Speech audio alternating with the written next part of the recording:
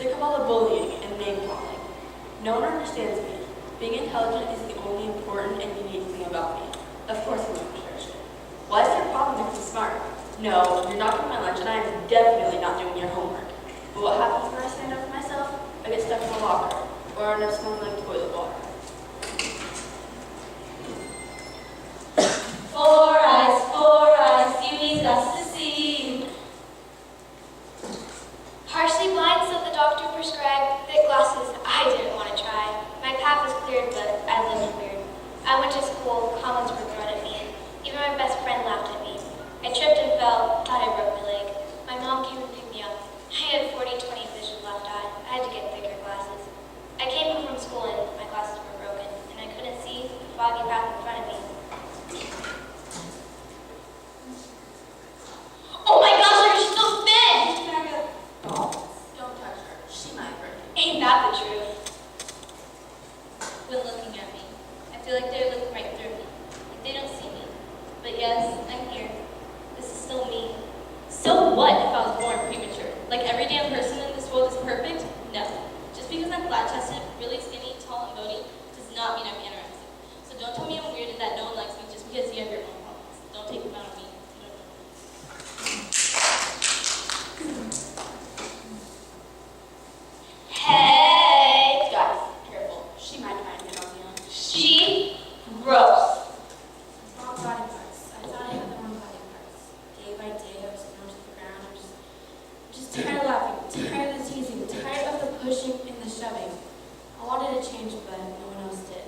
As I met from the simple, immediate, nasty, revolting comments towards me, I finally talked to my mom. So glad I did. She said everyone's sick. So the next day, I'm back at school, and guess what?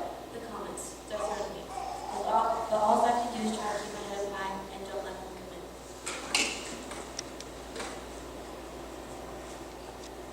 We finally did it. We took a stand. So can you. Don't let it begin.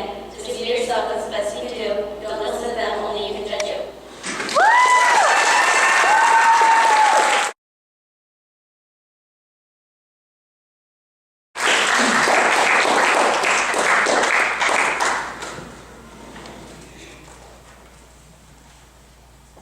Once on the island of Java, there was a little girl named Tutu. She lived with her mama in a one-room house in a forest. They were poor, but they were happy. Or they would have been happy if it not for a terrible giant who came every day. Each morning when Tutu woke up, she fastened her hair in a knot with a long hairpin. Then she hurried into the woods to help Mama gather firewood and herbs to sell in the village market. When that was done, Mama cooked a small pot of plain rice and shared it with Tutu for breakfast. She also cooked a huge pot of sweet porridge that was made of tasty rice flour, fragrant coconut milk, and lots of sugar. But the tiniest bit was not for Tutu and her mother. It was all for the giant. Mama knew that if the giant came and he did not find a pot full of porridge, he would eat Tutu instead. Then Mama left for the market while Tutu did the housework. She shook out the sleeping mat, swept the floor, and washed the few dishes they had. Then she went outside to play. Soon, she heard the giant's terrible footsteps. Boom, boom, boom. Tutu ran into the house, picked up the covered pot of porridge, and placed it outside the doorstep, shut and locked the door, and then she crouched and trembled in the corner. The giant stamped up to the house. With one huge finger, he knocked on the door. Top, top, top. And then he called, Tutu Moo, where are you? And Tutu Moo answered, in the house. And where is your mama? At the market. And where is my porridge? In the pot. The giant took off the cover, picked up the pot, and swallowed the porridge in one big gulp. Then he threw down the pot and stamped back through the forest. This happened every single day. When Mama returned in the evening, she brought food that she had bought from the market with the money that she had earned. But she had to feed the giant, and there wasn't enough for themselves.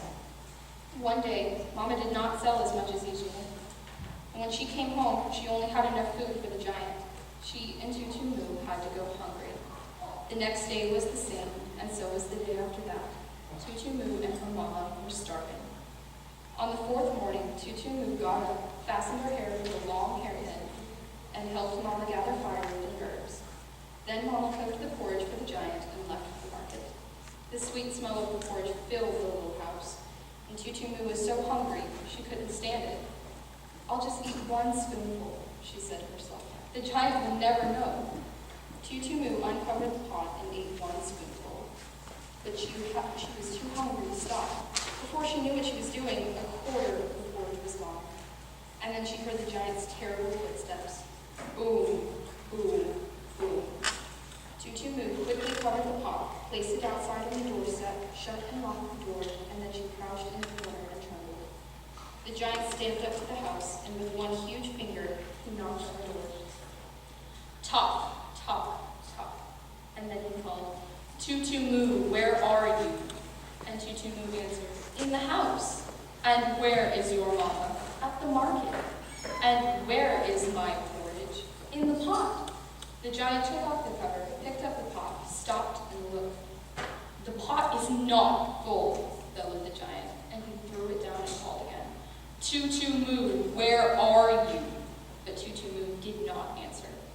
With one blow of his fist, the giant knocked down the door, reached in with his long arm, and felt around till he fell Tutu Moo. And then he pulled her from the house, tossed her in his mouth, and swallowed her with one big gulp. Tutu Moo tumbled into the giant's stomach. "Please let me out," she shouted. But the giant did not listen, as he turned and stamped back through the forest. Tutu Moo cried and shook with fear, and then, all of a sudden, she remembered the long hairpin. Quickly, she pulled it from her hair. With both hands and all of her strength, Tutu Moo stuck it into the giant. "Yow!" the giant yelled. Tutu Moo stuck him again. "Ouch! Yow!" The giant danced about, but there was nothing he could do. "Tutu Moo, stop!" But Tutu Moo did not stop. She stuck the giant again and again and again. The bellowing giant raced through the woods, mad with pain. He did not look where he was going. He tripped on a root and cracked his head on a rock. The giant was dead. But Tutu Moo was still trapped inside. At that moment, Mama was on her way home. She had been lucky that day, and she had quickly sold all of the goods she had carried to the market. So she bought rice and fish and vegetables, and even roasted peanuts as a special treat for Tutu Moo. But when she reached the house, she saw the porridge had been thrown down and the door was knocked in. She called, "Tutu Moo, where are you?" But there was no answer. Mama grabbed a big cooking knife and ran along the trail with the giant's footsteps, calling, "Tutu Moo, where are you?" But there was still no answer. And then she came to where the giant lay dead, but her daughter was nowhere to be seen, so she called one last time, "Tutu Moo, where are you?" And Tutu Moo answered, "I'm in the giant!" And with both of her hands and all of her strength, Mama slit open the giant's side and climbed out Tutu Moo.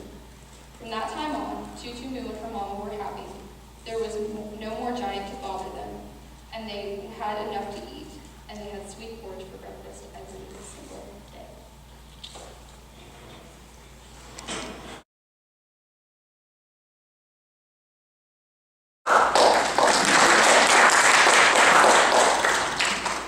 The moon dips down, and the world, forever casted in its dark lake of darkness. No place of shining light to guide us through its treacherous waters of death, sorrow, and pain. In this life, I will stand all alone, only imagining how alive I'll watch the devastation unroll, watch all those people suffer, agony. I will take it away. But no, the sun forgot to take its rain and the moon weeps. Past its tormenting tears. Perhaps I wasn't meant to simply leave it all. The way I caused destruction when I said I must only be But no, this well of eternal light will take hold of this twisted and tainted soul of mine. Please forgive me for what I have done and what is only on.